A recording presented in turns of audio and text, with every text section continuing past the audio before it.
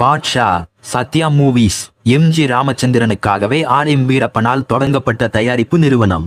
அவரை வைத்து 6 படங்களை தயாரித்தது. எம்.ஜி.ஆர். ஆர்.எம். வீரப்பனை முதலாளி என்றே அழைப்பார். எம்.ஜி.ஆர். முதல்வரான பின்னர் அந்த இடத்தில் ரஜினிகாந்தை பார்த்தார் ஆர்.எம். வீரப்பன். ஆர்.எம். வீரப்பன் அமைச்சராக இருந்த காலகட்டத்திலும் பின்னரும் 1981 முதல் 1990 வரை இராணுவ வீரன், 3 முகம், தங்க மகன், ஊர்காவலன், பணக்காரன் என சீரான இடைவெளியில் தொடர்ந்து படங்களை தயாரித்தார். 1982 ஜெயலலிதா அதிமுகவில் இணைந்த பின்னர் ஆர்.எம். வீரப்பனுக்கும் ஜெயலலிதாவிற்கும் இடையே பிரச்சினைகள் வந்தது. இருவருக்கும் இடையே பனிப்போர் தொடர்ந்து கொண்டே இருந்தது. 1991 ஜெயலலிதா தலைமையில் அமைந்த ஆட்சியில் ஆர்.எம். வீரப்பன் அமைச்சராக இடம்பெற்றார். முதல் 3 ஆண்டுகள் ரஜினியை வைத்து படங்களை தயாரிக்காமல் இருந்தார். 1994 ரஜினியை வைத்து பாட்ஷா படத்திற்கு பூஜை போட்டார். அப்போது ரஜினிக்கும் ஜெயலலிதாவிற்கும் இடையேயும் பனிப்போர் இருந்தது. இது பலரது புருவங்களையும் உயர்த்த வைத்தது. அண்ணாமலை, வீரா என ரஜினியை வைத்து 2 வெற்றி படங்களை கொடுத்திருந்த சுரேஷ் கிருஷ்ணா இயக்கம், இசைக்கு தேவா, வசனத்திற்கு பாலகுமாரன். அந்த வருட சூப்பர் ஹிட் படமான காதலன் நாயகி நக்மா என டீம் அமைந்தது.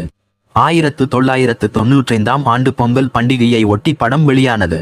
அண்ணாமலைக்கு பின் வந்த பாண்டியன், எஜமான், உழைப்பாளி, வீரா எல்லாம் ரஜினியின் ரசிகர்களுக்கு ஸ்பெஷல் மீல்ஸ் கொடுக்கவில்லை. காத்திருந்த ரசிகர்களுக்கு பெரும் விருந்தாக அமைந்தது பாட்ஷா. முதல் காட்சியில் எனக்கு இன்னொரு பேர் இருக்கு காட்சியை விட இன்டர்வெல் சண்டை தான் ரசிகர்களை கவர்ந்தது.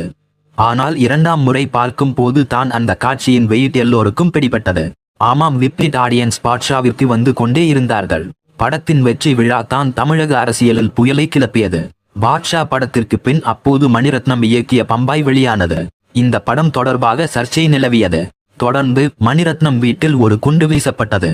பாட்ஷா பட வெற்றி விழாவில் ரஜினிகாந்த் இதை குறிப்பிட்டு தமிழ்நாட்டில் சட்டம் ஒழுங்கு சீர்குலைந்து விட்டது என்றார்.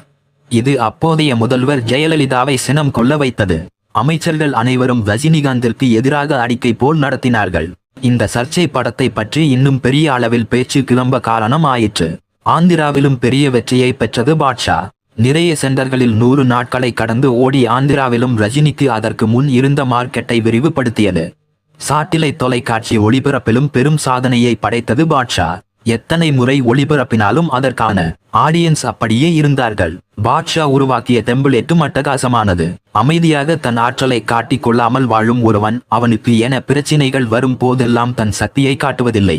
ஆனால் தன்னை சார்ந்தோர் பாதிக்கப்படும் போது தன் ஆற்றலை காட்டி அத்தனை நாள் மறைந்திருந்த கூட்டை வெட்டி வெளிவருவது என. இதன் அடிப்படையில் கடந்த 25 ஆண்டுகளில் ஏராளமான படங்கள் வந்துவிட்டன. ரஜினிக்கு ஒவ்வொரு படமும் ஒரு திருப்பமுனையை கொடுக்கும் என்றால் பாட்ஷா அடுத்த 25 ஆண்டுகளுக்கு அரசியலில் ஒரு பேசு பொருளாக ரஜினியை வைத்திருந்தது.